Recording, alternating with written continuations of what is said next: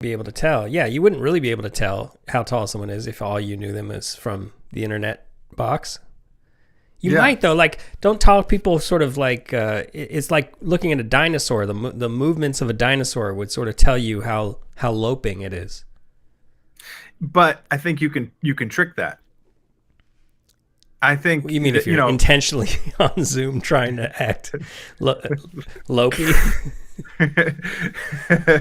maybe, or I feel like a lot of times you'll see movie stars in real life, and you will just have had this impression that they were taller than they actually are. Right, that's the direction it always goes. It's like, oh, Tom Cruise is actually pretty short. But in my case, I look like a sort of stubby Well, gremlin when in fact I'm a I'm quite large person. tall. Uh, No, I'm not. I'm yeah, not this is a quite. All brand new theory of yours that you look like a stubby gremlin. It's untested. It's right. you've now accepted it as But don't gospel. you recognize truth when you hear it?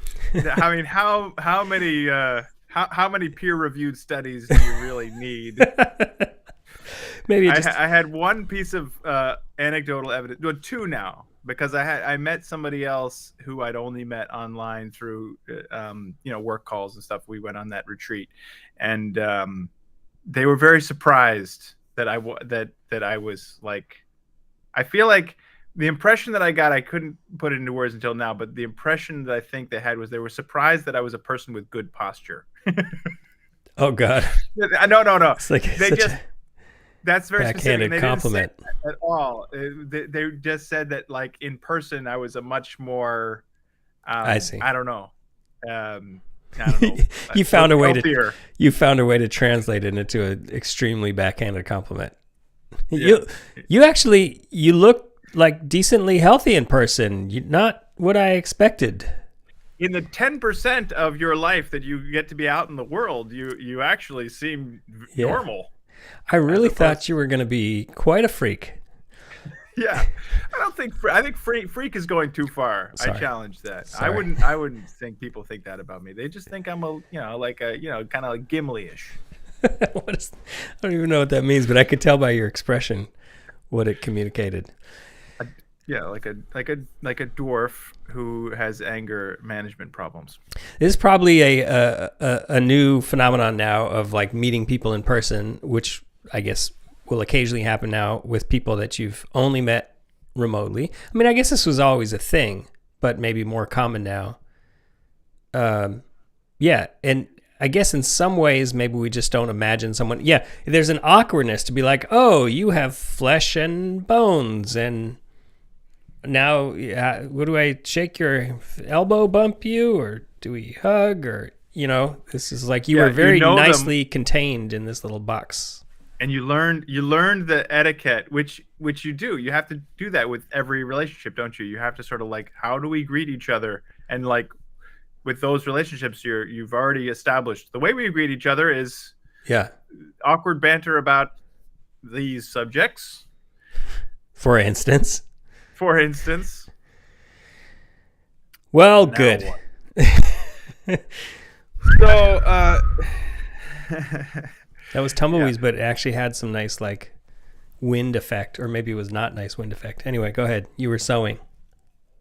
sewing, yeah, yeah.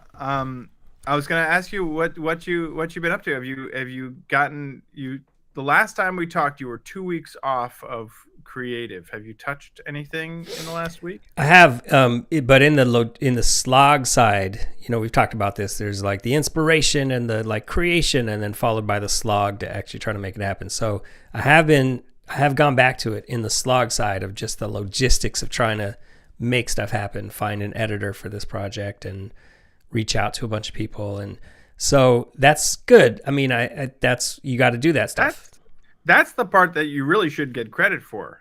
I mean, why give someone credit for being inspired? That's like, good job, you ate that ice cream sandwich.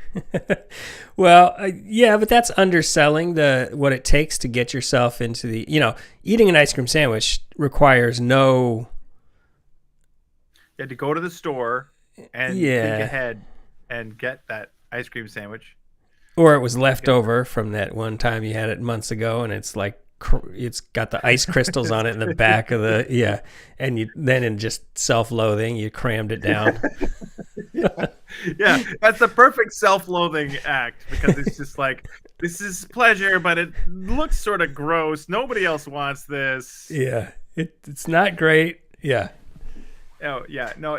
Actually, capturing creativity is so much harder, I think, than anybody can imagine, and that is built in to how we consume entertainment. Is you want your entertainment to feel like it's coming easily from the performers or whatever. You want to just like walk into a place and feel like these people are just here doing this and this, and it sort of have it feel like they weren't. You don't want to know that the artist was stressed out about it. Yeah. And how can you do anything good? I mean, and if there was no stress this time, it's only maybe because they've done it so many times that they've sort of like gotten past the stress stage. But isn't that true that most audience members, you don't want to see that the artist is stressed out, because then you're like, well, why are you doing it? Why are you suffering so much for this? Or let's say there's a album or a song that you love, and then you read something about the artist, some interview, and they're like, it was like, birthing a baby, or it took 6 years to get that record done. That's interesting to hear afterwards, but it's not like you want to watch the birth or hear about the agony for 6 years. You just want to be like, oh, I love this album. And then they go, oh, it was such a pain to create that. But once it's created, then you can just put it on and bop around and, peel carrots. Yeah. Yeah. The first time you hear something, it wants to feel sort of just like a transmission from the natural world. I remember the first time when I first, I had heard it many times, but the first time I really appreciated Born to Run by Bruce Springsteen. It's the song that was been on the radio a long time, but the one time, for whatever reason, it was, making dinner or something, it was on the radio at a certain volume, and it just like, I was like, oh my God, this is a masterpiece. And it just like, it really did feel like just the energy of the band was so, it was just on fire. It just really felt like this natural, pure expression of humanity and angst and struggle and all that stuff. Then I found out later that that song took years to craft and really? long time, a really long struggle to put it together. And I think that the first half of it was done at one time, and the second half was at a totally different session, and they glued it all together. But like, you really, I think you experience it as you're producing a record. That's the last thing you want people to feel, is that this is a Frankenstein's monster. And of course it doesn't feel like that at all. Right. Yeah. And back on your original point about like the conditions, it takes. So even if you're inspired, right, it's not really eating an ice cream sandwich, because you're inspired and you actually recorded the thing, or you played or you composed a piece of music or whatever. That's based on so much foundation work. You know what I mean? It's based on so much, just like setting everything up. Yeah. Everything up. But there's like the equipment, but there's also giving yourself space, or like carving time away from all the other things that could pull you to doing other things. Maybe it feels like we're supposed to be living this artist life where we just drift in and write a song, but very few people are living that life, and I hate them, the ones that are. I don't really hate them, but there's that like, there's so much work that has to go into laying the groundwork so that you can be creative. So that inspiration is like, you should be rewarded for that as well. I mean, there's the slog, you should be rewarded for the slog, but there's the inspiration is just as noteworthy. Yeah, well, and remembering that it was the slog, that any inspiration that gets captured is being captured on a foundation of slog. I mean, just the things that you said before, like setting everything up, setting aside the time, like all of those things were slogs, and so that you could, so that the nest would be ready for the little birds to emerge. Right. So what about you? Do you have any little birds emerging? Well, there was one thing. So I have my new keyboard. So this is only a slice of the video, but you can see I sort of have Yes. been playing with this thing, and you can sort of see that I have when I turn this on, then what's eight? Eight actually is this awesome effects thing. Seven turns on that, just flashlight, and then six turns on this guy, which you can't quite see. Um, but so Those it's are all like set up. power switches. These are power switches to flip everything on. So it's like just getting this set up. That's cool. And then I had a friend over who's a keyboard player, much better. Um, he's just a much better keyboard player than I am. And we set up a camera, and it was cool. We just sort of had this Space Jam the other night, which was cool in and of itself, but to the point of setting up the Nest to sort of set this up and then try it out. And we just put the camera over here, and it was sort of over his shoulder, and I was sitting back here playing the bass through this cool effect. It sort of felt like a prototype of something that I would want to do more of. That's cool. So that's fun. That's very cool. And so, was there a whole bunch of setup of the equipment behind that? Like you were mad scientisting with chords and setups and whatever until you could get that. And then the guy comes over, and then you're ready to go, and you're like, let's flip on six. Yep. Yep. Oh, and that's like, great. yeah, and I have and it's like one of the, I have to get special. So to make this switch thing work, one of the switches is the speakers, and it's a really important detail. Like if we're on microphones, we have to turn the speakers off. But if you're not using microphones, then you can have all the sounds in the room. But I don't want to have one switch for each speaker. So I got to have a special plug that's sort of like this little mini splitter thing with this extensions. And it's all about these power cables and then the routing of the cables. It's just way more, and stuffing it behind the tables and routing these wires everywhere. It's a huge pain in the butt. But I sort of like it. I sometimes I wonder, do I like taking all this apart and building little wood shelves and stringing wires, because I get so focused when I'm doing that. And I taking everything apart, sometimes I wonder if that's that's really why I do all this stuff, is just an excuse to plug in Totally. stuff. Yeah, I mean, I also find myself wondering, like the Springsteen story you told is interesting because I was imagining like there's people for you and me where it is this sort of, it's like the inspiration with the slog and the setup and the inspiration and slog. You're trying to set yourself up.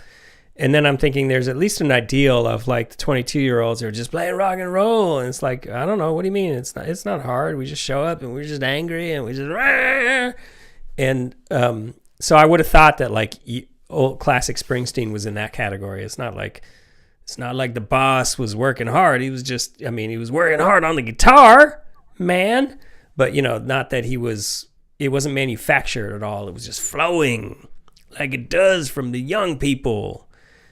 And so you could sort of see that though, right? Like you could see someone who's just like, I don't know, it's as natural as breathing. I just get up and I do my thing and it's raw and people respond to it. The people who are as natural as breathing have dads that were in failed bands, and then they're coming down to their parents' setup.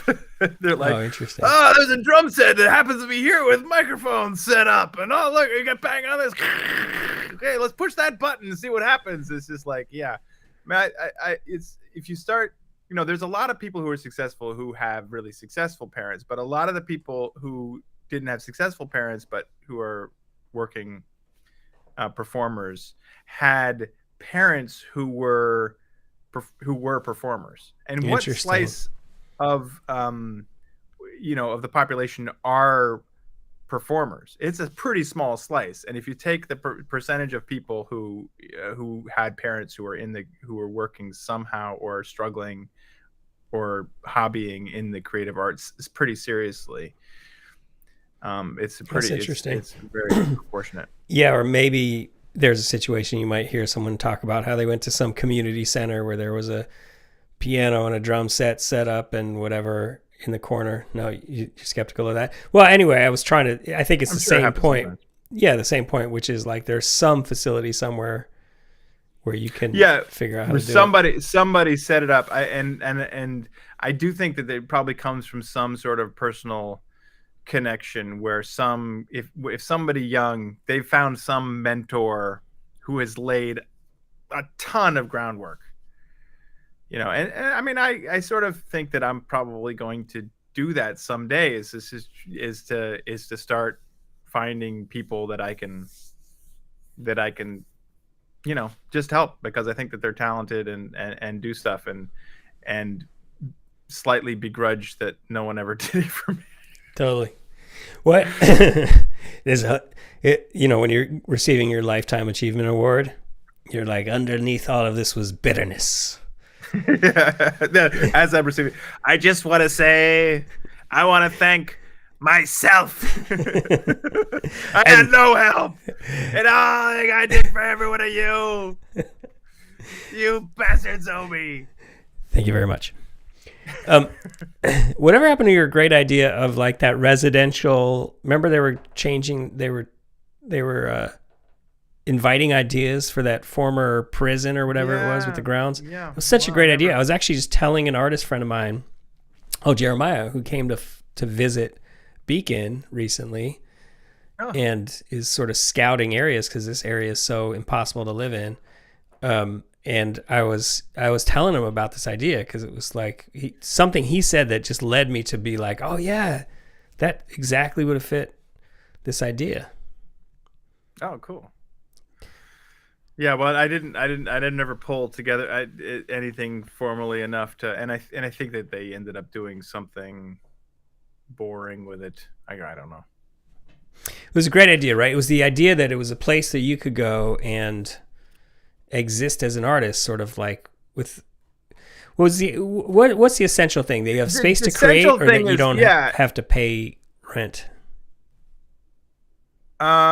Well, that's a good question. I think the essential idea, it's more like it's a college campus without a defined curriculum. It's a campus for creative people of a certain, you get people who have similar things that they want to do, and they just need the time to work on it. So you don't, and space and materials and yada yada yada, and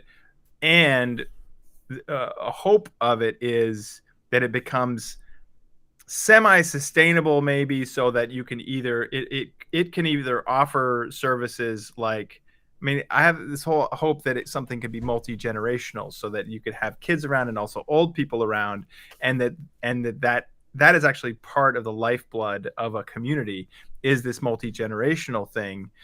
And so you become as self-sufficient as possible, and you offer work for people who want to come that is small enough so that they can do a certain share of the work, and then still have most of the time to make their, like, commune style, kibbutz style, where like the work is, you're in the kitchen shift and you're on the garbage shift and whatever. Maybe, or or it could be a hybrid, sort of thing where some people are paying, some people are like, I don't want to do any of that stuff, and so that they are paying to come, and then it's great. Or ideally, you're actually creating stuff that can be marketed to sustain the thing. So maybe it is a little kibbutzy, but it doesn't necessarily. I mean, I guess that's the real point of it. Is it's almost like an unschool learning environment where you can go be around people who are doing similar things, but not necessarily you need to be taught. You actually just really want space and collaboration, and maybe sometimes people to hang out with, bounce things off of, meet up with. Sounds great. Sign me up. Yeah. How do you make something like that happen? All right. Well, that'll be the subject of our next show. All right. M-Rockcast.